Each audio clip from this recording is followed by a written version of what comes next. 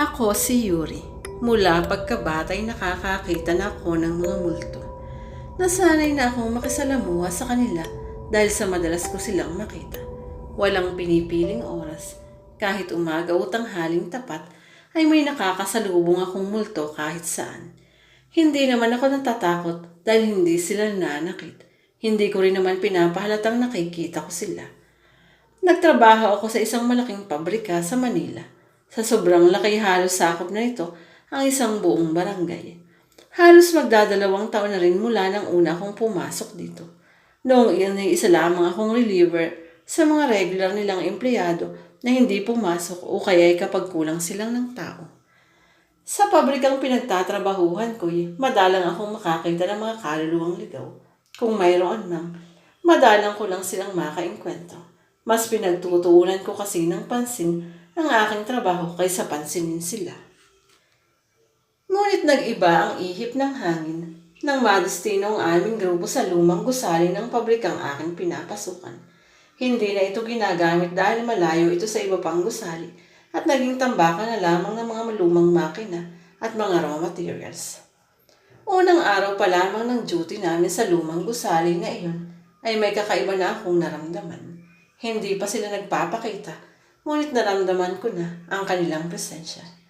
Madilim sa gusaling iyon at mainit. Palibhas ay napabayaan na, kaya walang linya ng kuryente na magamit kahit man lang para sa electric fan. Puno ng alikabok ang bawat sulok, sinyalis na matagal na itong napabayaan. 11 kami na nadestino roon upang magbuhat at magayos ng mga luma at bagong stocks. Katulad nga ng sinabi ko, wala akong nakita noong unang araw namin doon. Nagkakatakutan pa kami noon at pinapakiramdaman ang buong lugar. Ngunit pagsabit ng ikatlong araw, nagsimula ang aking kalbaryo dahil hindi lang sila nagpapakita sa akin. Nilalapitan pa nila ako at para bang may gusto silang sabihin sa akin. Unang engkwentro ko sa mga kaluluwang namamalagi sa gusaling iyo'y noong nagsisigawan ang dalawa kong katrabaho na itago na lang natin sa pangalang Chris and Jack. Nahati kasi ang grupo namin sa tatlo. Bali ako at si Chris, kasama ang dalawa pa, ay napunta sa paglilipat ng mga lumang stock sa isang kwarto. Sina Jack at dalawa pa ay nagpapasok ng bagong stocks sa kabila habang iba namay sa pamimili ng rejected materials. Dahil nga nasa magkahiwalay na kwarto na, sina Chris at Jack, pasigaw sila kung mag-usap. Malakas ang loob nila dahil kami lang naman ang tao sa gusaling iyon at walang ibang makakarinig. Maging ang supervisor namin ay hindi nagpupunta sa gusaling iyon. Mga ilang minuto lang ang pagsisigawan nila, may naramdaman ako mula sa aking likuran. Parang may pumasok sa kwarto kung nasan ang grupo namin. Hindi ko masyadong pinansin dahil maaaring isa lang iyon sa mga katrabaho ko. Nagpatuloy ako sa aking ginagawa. Maya-maya pa'y may napansin akong dumaan sa aking harapan. Nang tingalain ko ito'y isang lalaking nakasulan damit na papunta sa kinaroroonan ni Chris. Hindi ko kilala ang taong iyon, kaya sigurado akong hindi siya nagtatrabaho sa pabrika. At malakas ang kutob kong isa yung kaluluwang naninirahan doon. Bigla akong napayuko dahil ayaw kong mapansin ng lalaking multo na nakikita ko siya. Nagsimula nang bumilis ang tibok ng aking puso sa sobrang kaba. Sanay akong makakita ng multo, ngunit hindi ko pa rin maiwasan ang matakot. Tumingala ako ng bahagya at tingnan kung naroon pa yung lalaki. Nagulat ako nang makitang nakatitigit sa akin at itinuturo si Chris. May sinasabi ito, ngunit wala akong maintindihan. Dahil sa takot ay muli akong yumuko. Nang oras na iyon parang nawala ako sa sarili. Hindi ko na malaya na hila-hila ko na pala yung pantalon ng katrabaho ko. Sumunod doon ay nung mambato kami ng mangga sa puno na nasa likod ng gusali. Katatapos lang ng break namin at may ilang minuto pang libre, kaya naisipan namin na mapitas ng mangga. Maraming malalaking langgam yung puno, kaya hindi kami nakakyat. Napagkaisa namin batuhin na lang yung mga bunga. Total wala namang ibang tao ron bukod sa amin, kaya walang ibang matatamaan ng mga ibabato namin. Habang nambabato kami, may nakita kong paparating na babae na may kasamang bata. Nagmamadali sila na para bang may humahabol. Hindi ko napansin kung saan sila nanggaling. Kung sa lumang gusali ba, dahil noong nakita ko sila ay papalapit na sila sa amin. Pre, may tao. Naglingunan ang lahat nang magsalita ako. Pero bigla akong naisip, paano nakapasok yung bata sa pagripa? At bakit yung babae? Nakasuot lang ng pambahay. Kinilabutan ako, lalo na nang magtanong ang iba kong kasamahan kung nasan yung sinasabi kong tao. Dahil doon nakumpirma ko na ako lang nakakakita sa babae at batang tumakbo papunta sa amin. Nang lingunin ko ulit ay hindi ko na sila muling nakita pa. Simula ay palagi na nila akong inaasar tungkol sa mga nilalang na nakikita ko. Hindi ko naman masyadong sinuseryoso ang kanilang mga sinasabi. Dahil alam kong biro lang iyon.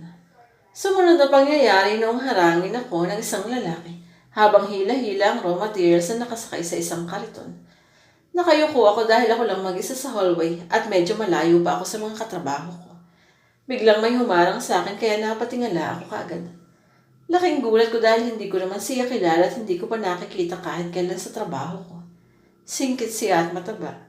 Nagkatitigan kami ng ilang segundo bago ko siya nilampasan at nang madaling lumiko.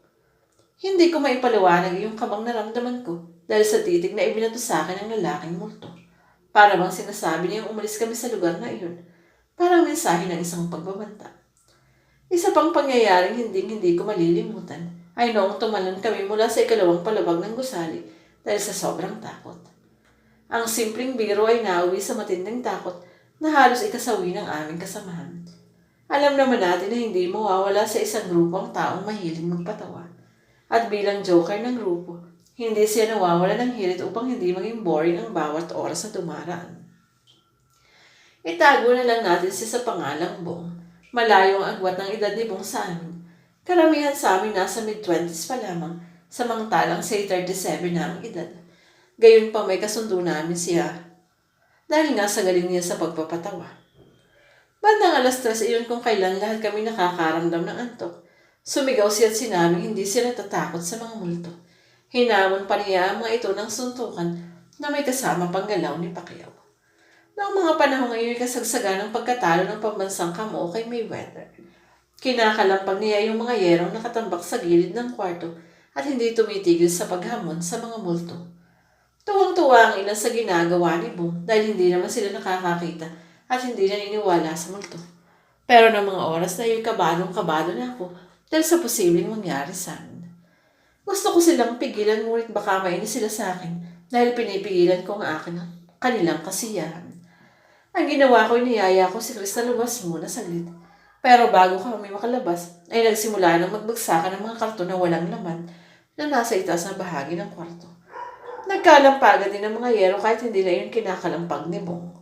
Kitang-kita ko ang takot sa mga mata ng bawat isa dahil sa hindi inaasahang pangyayari. Para kami mga bata na hindi alam ang gagawin. Maya-maya pa'y bumagsak ang isang napakalaking makina sa labas ng kwarto. Dahil sa sobrang takot ay napagdesisyon na naming tumalo na lang sa bintana dahil baka mabagsakan kami ng mga makina kapag lumabas sa kwartong iyon. Noong uli nagkasisihan pa dahil sa takot na baka matanggal kami sa trabaho kung hindi namin naayusin iyong mga tumumbang lumang makina. Si Bong na ilang saglit lang ay nagtatapang-tapangan ay hindi na mapakit sa lumang gusali. Wala ni isa sa amin ang may gusto. Pagkatapos ng pangyayari ay nagsimula na akong tanungin ng mga katrabaho ko tungkol sa mga nakikita ko. Pero dahil takot akong magkwento doon mismo sa lumang gusali, noong pauwi ko na lang kinuwento sa kanila ang lahat. May ibang hindi naniniwala sa akin at mayroon din namang interesado sa aking mga nakikita. Pero nagulat ako nang magkwento ang isa ko pang katrabaho na pati siya ay nakikita kung ano ang mga nakikita ko. Itago na lang natin siya sa pangalang Hill.